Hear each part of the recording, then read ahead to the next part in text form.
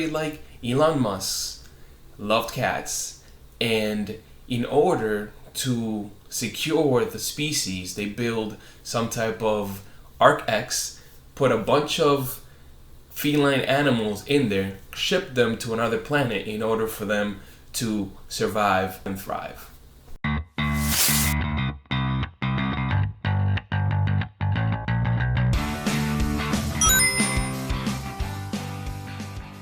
Hey guys, welcome to Manny'z World. I recently started watching ThunderCats, and there are a few things that really caught my attention while watching the first episode. And I wanted to share with you 7 things that you may not remember from the first episode of ThunderCats. So let's get started. The first one is that the ThunderCats are coming from a planet that got destroyed. Now when we first meet the crew, they are on their way out of the planet. We don't necessarily know why. All we know is that they've exited that planet and are trying to find a new home for themselves. Does that sound familiar to you? Next up is that they're human toys in ThunderCats. Now this is something that just comes on the screen for just a second, so I'm sure a lot of people don't pay any attention. But check this out. So we do know that the ThunderCats end up in Third Earth. And from a little reading that I did, it looks like this is a few generations after we have been on Earth. So my ongoing theory is that somebody like Elon Musk loved cats, and in order to secure the species, they build some type of Ark-X, put a bunch of feline animals in there, ship them to another planet in order for them to survive and thrive. The next thing that may be shocking to you, and it was to me, is that the ThunderCats look like dolls.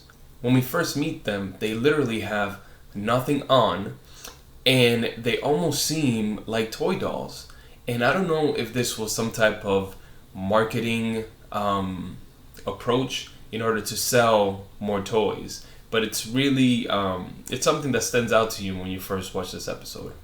The next one is that it appears that Thundera was some type of Eden.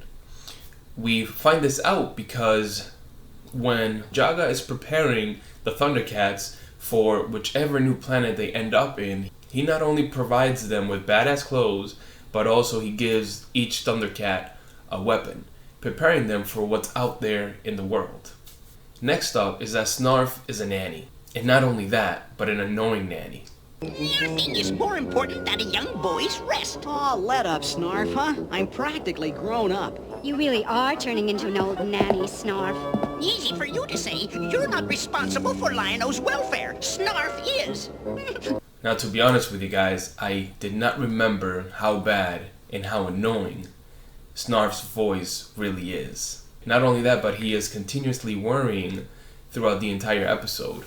Now, can you imagine this voice hunting you like a ghost through this entire series? Just let the boy come down with a fever, or the pip, or something, and who gets the blame? Poor old Snarf, that's who. Snarf, Snarf. No mention of old Snarf, I noticed. Snarf, Snarf. Go ahead, just take all the glory and leave it to Snarf to clean up after you. Ow!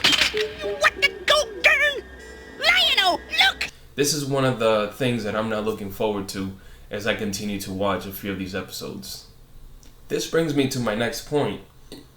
Lion-O is 12 years old when we meet them. I don't know about you guys, but when I think of Lion-O, I think of this. ThunderCats! Oh! Not this. Next up is that ThunderCats have their own hyperbolic time chamber. Yep, that's right.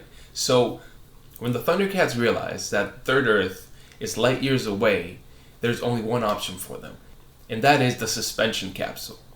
And just like it sounds, the suspension capsule reduces aging, and the ThunderCats are forced to use it in order to be able to get to their new destination and survive. Bonus on the suspension capsule. It looks like Lion-O's suspension capsule was pumped with steroids, because when we meet him after he gets out of the pod, this dude is jacked. And we don't see any real change happen with any of the other ThunderCats. In those capsules, they're ThunderCats. So these are the 7 things that you may not remember from the first episode of the ThunderCats. And here's a bonus for you. Chitara may be into little boys. I only say that because of this comment. He did indeed. And a fine figure of a Thundercat you've grown up to be, Lion-O. And so handsome, too. Snarf didn't do anything, of course. Just found the sword, that's all. Snarf, snarf. Alright guys, well I hope that you enjoyed this video. Make sure to check out my review on the first episode of the ThunderCats. I will be watching a few more just to see if this series stands up to time and is still enjoyable to watch today. Alright, I'll catch you in the next one. Peace!